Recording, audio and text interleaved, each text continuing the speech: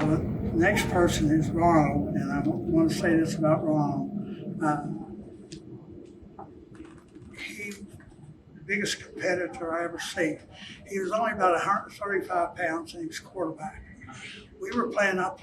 We both played for post 32 baseball team in Beckley, and I hit a single to right field, and he was on second base, and the score was tied. He rounded third coming home, and there was a boy named Nick Trotsky was the catcher, big guy from Ben Rogers from Marlins American Legion, and he ran over top of him.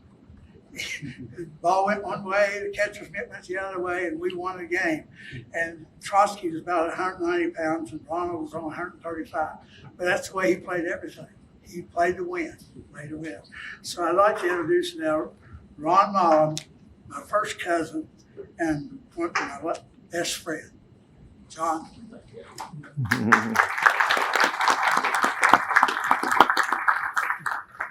Thank you, Jack. Thanks for the nomination for the Trap Hill Hall of Fame. It's a great honor for me to be included in that. So I really appreciate it, Jack. But anyway, I'd like to correct one thing Jack said. He said when I was he said I weighed 135 pounds. When I was a junior, I weighed 115. And then I put on a lot of weight. I weighed 140 my senior year. But the games were different back in those days. Football was a different game. You know, when we played, even how you dressed, we had helmets. We did not have face guards like they have today. We had old leather helmets. And, you know, and the rest of our uniforms, a lot of times were pretty ragged too, you know, but that's, you know, we had to make do with what we had. But anyway, I enjoyed my athletic career. I've been pretty involved with athletics all of my life. I played on senior softball until I was 78 years old, and traveling all over the country playing. Our teams, we won many national championships. I guess you could say that softball. I started out playing baseball, but turned to softball, and that was probably my best sport. But anyway, enough about me. I would just like to mention one thing since was honoring you guys from Marchfort, Trap Hill, and Clearfork. I have to tell you a little story that happened about. I played on a senior softball or basketball team out of Virginia.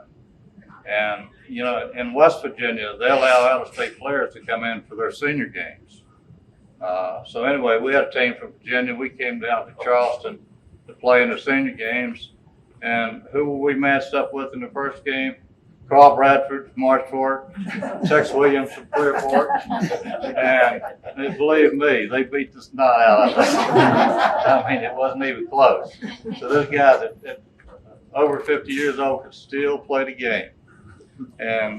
But anyway, I've had experiences like that all throughout my athletic career, and it's been great. And I'd like to thank my wife, Juanita. She put up with all this stuff. I mean, I traveled all over the place playing late nights and so forth. Juanita's always put up with that. And my sons, I have 3 sons here. They all, in fact, I played on a team with 2 of them. And in fact, one of them, Mark here, I was playing shortstop. He was playing left field. Pop-up goes out there, and you know, I'm running out after the ball. He's running after the ball, and we get there at the same time. And I had my hand here, and he smashed into me and broke my hand. So, anyway, we've had all kinds of experiences in softball. But so anyway, I'll just wrap it up. I don't want to, you know, spend a lot of time. So anyway, I appreciate this. I know that the people. I'll speak from Trap Hill. The Trap Hill people have done a tremendous job since we graduated from the school. You know, they got a scholarship fund that I understand is worth $1.2 million. And that's I think, pretty fantastic for a little school out here in the country. And like Jack said, most of our fathers worked in the coal mines, and it was real rough times when we came through there in 55, 56, 57. And And I mentioned Jimmy Stafford. I played on the JV team when Jimmy played on the varsity. And so anyway, I have a little bit of connection with him. And of course, Jack and I, we played ball together for so many years, as he said. So anyway, I want to thank you all, and thanks everybody for putting on this program. It's been great. Thank you.